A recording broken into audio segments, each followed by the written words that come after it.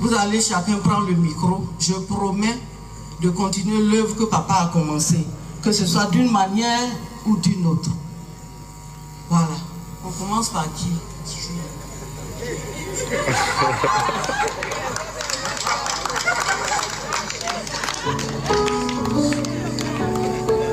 Ouais, je m'engage à continuer l'œuvre de papa d'une manière ou d'une autre. Je m'engage à continuer l'œuvre de mon père d'une manière ou d'une autre, poussée par l'Esprit de Dieu.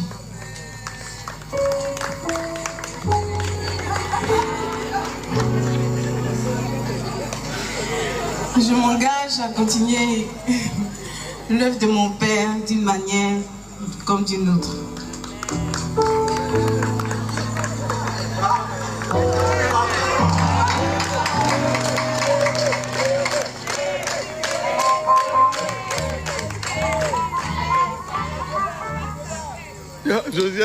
Alléluia.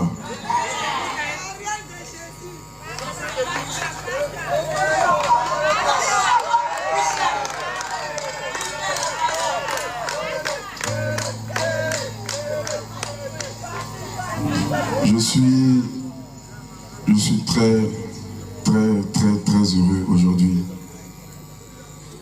On était venu normalement dans la tristesse, mais j'ai compris beaucoup de choses durant ces 2 dernières semaines.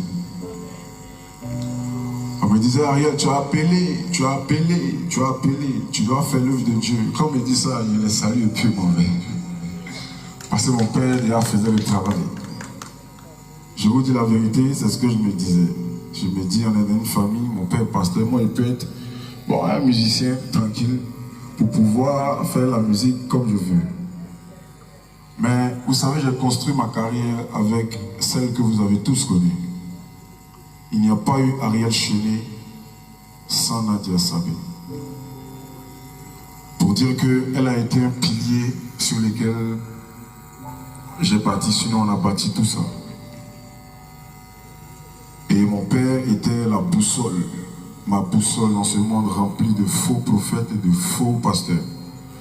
Moi j'avais une chose dans ma tête, si mon père ne me dit pas, c'est que c'est faux. C'est ce que je me disais.